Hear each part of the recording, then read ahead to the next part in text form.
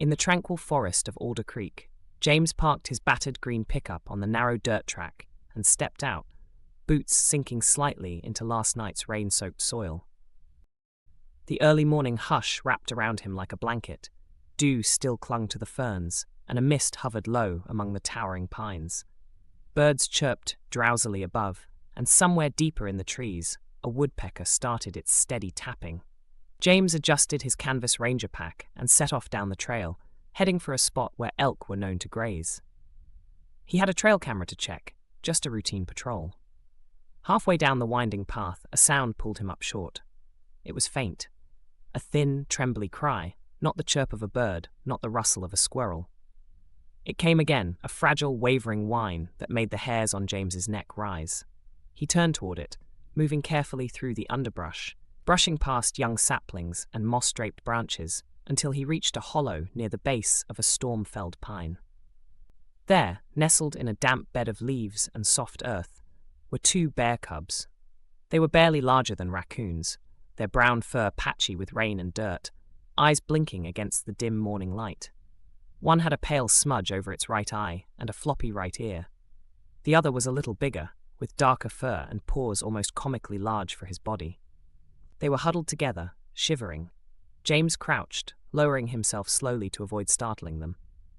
"Where's your mama?" he murmured. He scanned the ground. No drag marks, no fresh adult tracks, no rustling in the surrounding trees.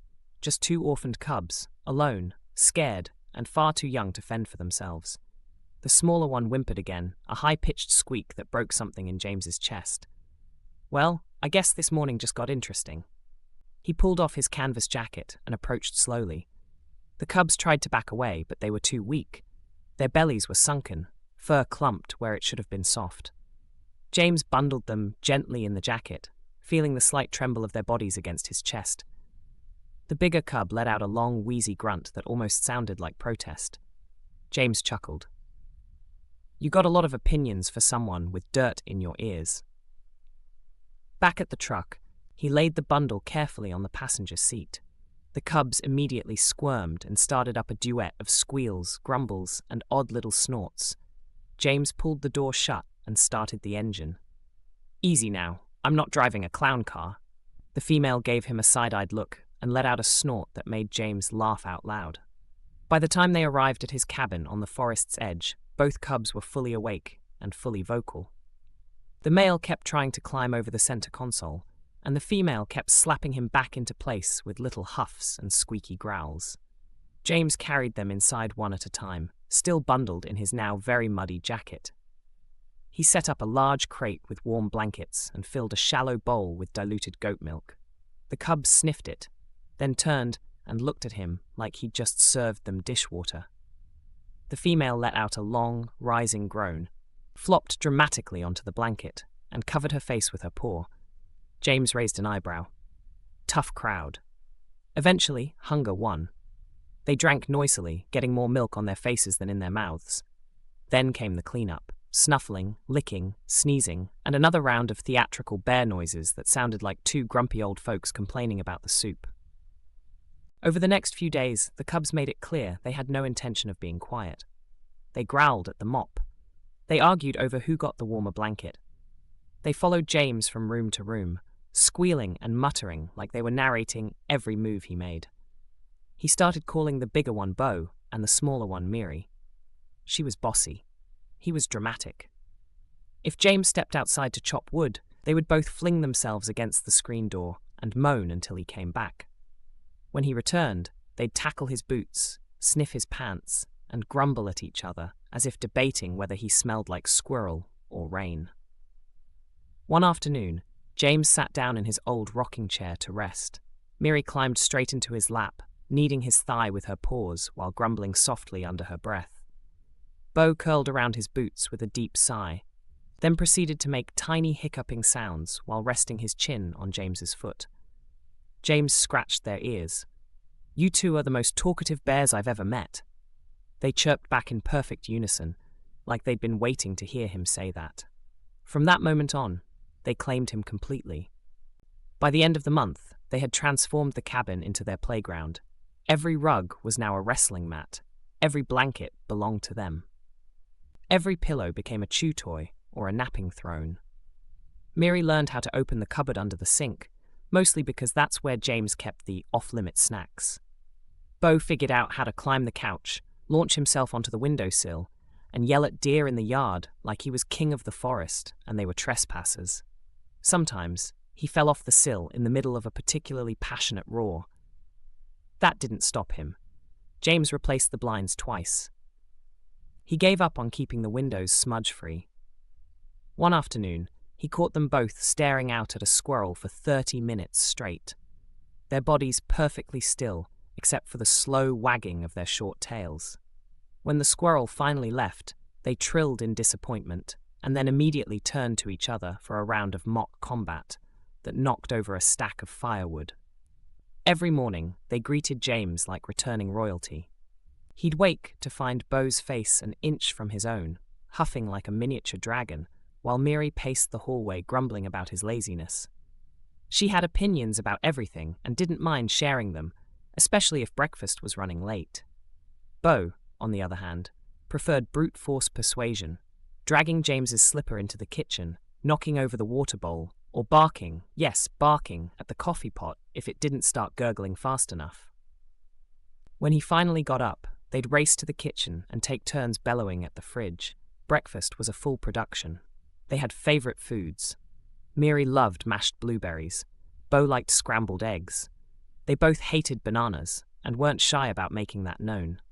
If James tried to give them a banana, Miri would flatten her ears and walk away slowly, muttering. Bo once slapped a banana clean off the counter and then looked at James with a snort that needed no translation. Noted, James said, trying not to laugh. As they grew, their antics escalated. Miri once climbed onto the kitchen table, knocked over a vase, and then sat there, utterly unapologetic, while Bo tried to lick the spilled water and knocked a stack of papers off the edge. Their favorite game was chasing each other through the house, crashing into chairs, tumbling over throw rugs, and then flopping into a heap of squeaks and snorts. James filmed everything. His sister, who lived in California, started sharing the videos. Soon, people from around the world were asking, "How are the Alder Creek Bears today?" Some sent fan art.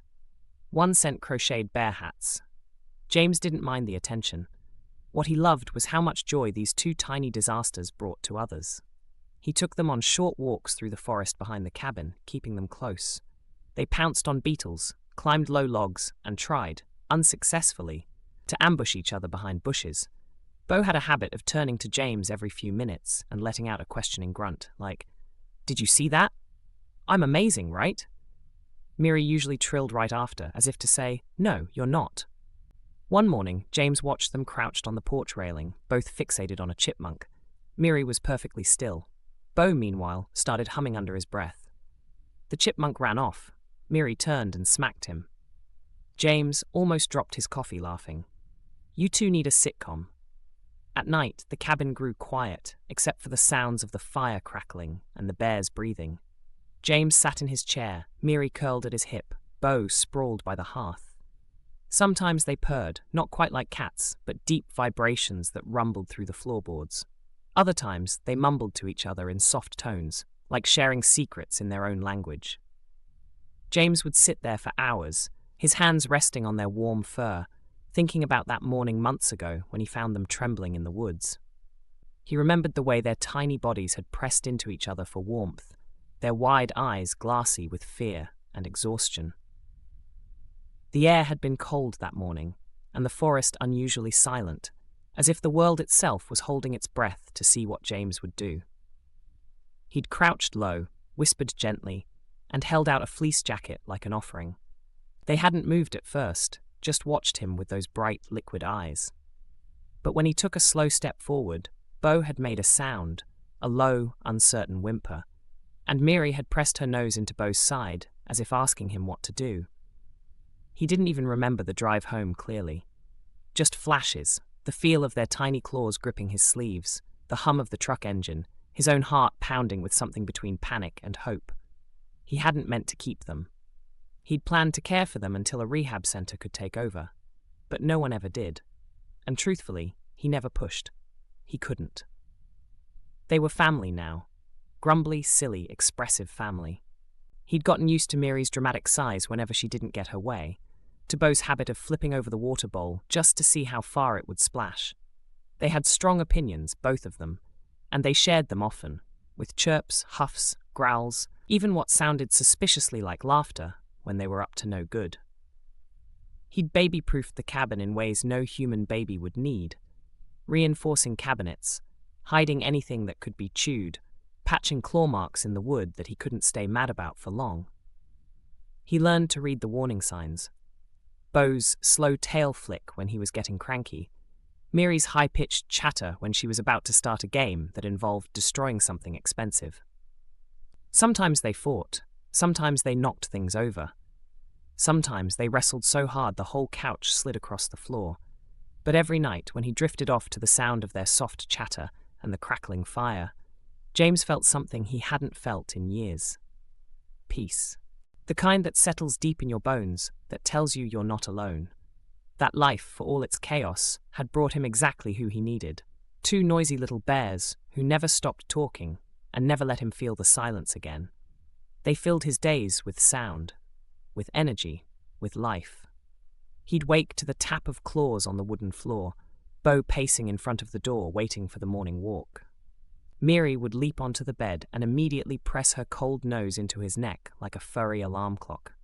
Breakfast was a three-ring circus, Miri trying to steal his toast, Beau shoving his bowl under the table so he could eat beside James's boots. And somehow, they made the world smaller and bigger at the same time. He didn't go into town much anymore, didn't need to. Everything that mattered was right here. He had company. He had purpose. He had laughter in the form of two bears who didn't understand quiet, didn't believe in loneliness, and refused to let him forget what joy felt like. Even when the weather turned grim and the snow piled up so high he couldn't see the end of the driveway, even when the wind rattled the windows and the fire burned low, he was never cold. They curled around him like living blankets, soft and warm and real. They chased away the ghosts of long-gone years and old regrets, replaced them with new memories, messy, loud, beautiful memories. And as sleep pulled him under, Miri would sigh and press her head against his leg, Beau would let out one final snuffle, and James would think, this is the happiest kind of music a man could ask for.